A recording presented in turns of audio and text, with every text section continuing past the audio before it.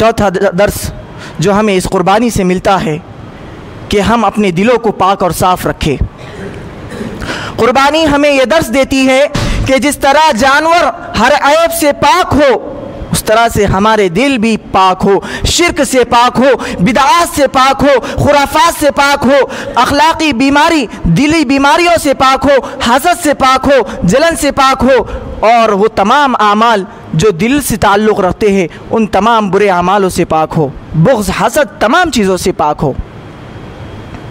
जब तक कि हमारे दिल एक मुसलमान से दूसरे मुसलमानों के अंदर इखलास और लिल्लाहियत नहीं होगी, एक दूसरे के साथ हम लोग खंदा व पेशानी के साथ जब तक नहीं मिलेंगे, तब तक हमारे दिल में एक तरह का खोट होगा, एक तरह की परेशानी होगी, हमारे आमाल कबूल नहीं होंगे।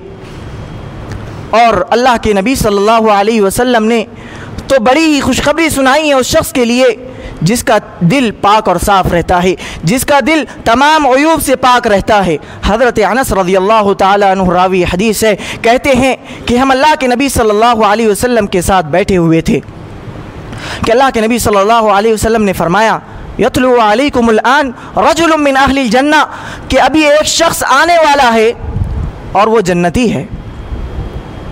हज़रत अनस फरमाते हैं कि हम देखते हैं कि एक अंसारी सहाबी आ रहे हैं जिनकी दाढ़ी से वज़ू का पानी टपक रहा है, आपके हाथों में चप्पल है। आप सल्लल्लाहु अलैहि वसल्लम ने कहा कि एक शख्स आने वाला है जो जन्नती है। पहला दिन गुजर जाता है, दूसरे दिन अल्लाह के नबी सल्लल्लाहु अलैहि वसल्लम फिर फरमाते हैं कि एक शख्स आने वाला है जो जन्नती है। दूसरे दिन भी वही शख्स, वही अंसारी सहाबी आते हैं। तीसरे दिन भी वही सहाबी आते हैं। अब्दुल्लाह इब्न अम्र बिन आस कहते हैं, सहाबा का तक़वा देखिए, आपकी तड़प देखिए, जन्नत के हुसूल के लिए आपकी तड़प किस तरह हुआ करती थी। कहते हैं कि मैं जानने के लिए तड़प गया कि वो कौन सा अमल है जिसकी बुनियाद पर इस सहाबी को अल्लाह के नबी सल्लल्लाहु अलैहि वसल्लम ने जन्नत की बशारत दी है। कहा कि मैं उस सहाबी के पास जाता हूँ। अब्दुल्लाह इब्न अम्र बिन आस उस सहाबी के पास पहुँचते हैं और कहते हैं कि मेरे वालिद से मेरा झगड़ा हो चुका है और मैंने ये कसम खा ली है कि 3 दिन तक के मैं अपने घर नहीं आऊँगा। मैं आपके पास आया हूँ ताकि आप मुझे इजाज़त दें कि 3 दिन तक के मैं आपके घर रहूँ। वो अंसारी सहाबी उनको इजाज़त देते हैं। वो 3 दिन तक उन अंसारी सहाबी जिनको जन्नत की बशारत दी गई उनके घर पर ठहरते हैं। देखते हैं कि कोई ख़ास अमल नहीं है, रातों में भी सोए हुए हैं, कोई क़यामुल लैल नहीं करते। रात में अगर आँख खुल जाती हैं तो अल्लाह का ज़िक्र करते हैं, फ़ज्र के लिए उठते हैं, फ़ज्र की नमाज़ पढ़ते हैं। 3 दिन गुजर जाता है, बेचैन हो जाते हैं कि कौन सा अमल है, मुझे तो कोई नज़र नहीं आता, ऐसा कोई ख़ास अमल तो मुझे नज़र नहीं आया कि जिसकी वजह से अल्लाह के नबी ने उनको जन्नत की बशारत दे दी। पूछ लेते हैं, ऐ सहाबी, अल्लाह के नबी सल्लल्लाहु अलैहि वसल्लम ने आपके बारे में 3 मरतबा जन्नत की बशारत दी है, ज़रा मुझे बताइए कि आपका वो कौन सा अमल है ताकि मैं भी वो अमल करके जन्नत में दाखिल हो जाऊं। ये जज्बा था सहाबा इकराम का।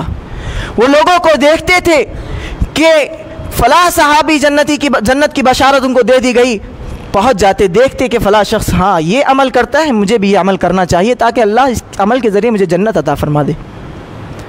पूछते हैं कि कौन सा अमल है, तो कहते हैं कि आप तो 3 दिन मेरे साथ रहें, आपने पाया कि मैं कोई ख़ास अमल तो नहीं करता, लेकिन हाँ इतना ज़रूर है कि मेरे दिल में किसी मुसलमान के ख़िलाफ़ कोई हसद, कोई बुग़्ज़, कोई तरह की दुश्मनी नहीं है, मेरा दिल पाक है।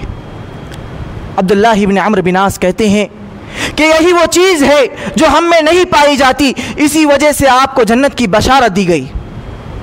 आज हमारे दिलों में हम मुसलमानों के ख़िलाफ़, हम मुसलमान भाइयों के ख़िलाफ़ कहीं पर हसद है, कहीं पर बुग़्ज़ है, तो कहीं पर दुश्मनी है।